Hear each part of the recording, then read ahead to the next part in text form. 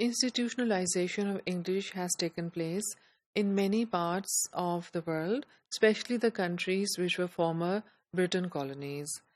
Let's first take a look at what we mean by institutionalization. Institutionalization is the official recognition of a language, which means that it only the popularity of the language among people, their desire to use and learn the language, or the status of the language as a language of power and prestige is not enough. What is required for the institutionalization of a language is the recognition of that language through government's education policies. So, if a language is officially recognized through a country's policy document, only then it can be called an institutionalized language. So English is an institutionalized language in many parts of the world, especially the countries which were British colonies in the past. Let's take a look at the state of institutionalization of English in different parts of the world. Let's start with Africa. In Kenya, English is the second official language, second national language, along with Swahili. In Nigeria and Zambia, English is also a state language. In Caribbean, English is the official language by law again. Although an English-based Creole is also widely used along with other immigrant languages.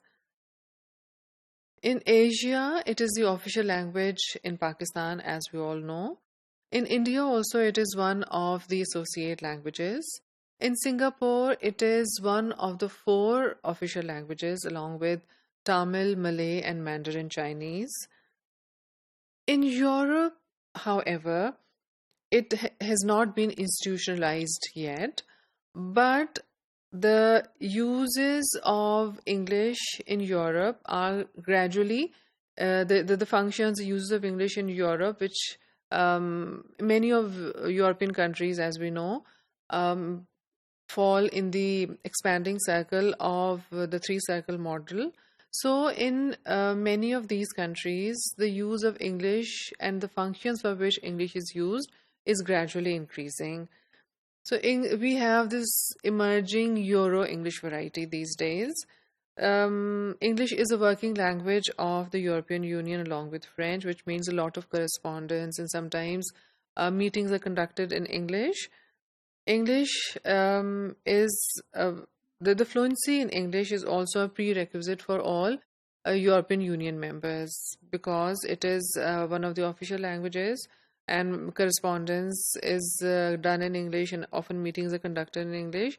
So knowing English is a prerequisite, which of course gives English a slightly more important status than it had in the past in the expanding circle countries in Europe. Similarly, English has a very high profile in some other European countries, for example, Belgium, Germany, the Netherlands, and many Scandinavian countries. I can vouch for that myself because when I was studying in English, studying in England, I had many friends from these European countries who were already very good at English. And not only that, they were good themselves, they would also value other people who were good at English. So this gives us an idea of the popularity of English which is taking place in these countries gradually. Similarly, 90% of European Union countries now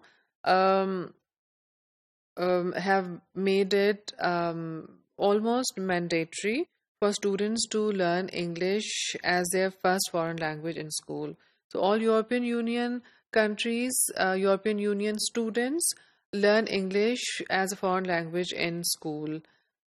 However, in European countries, which are the expanding circle countries in which English has no official status, English is a performance variety, which means that English is not recognized. It does not have any recognized status and is not used in different government domains, etc. It is only a language which is popular and which is used by people as and learned by people as a foreign language.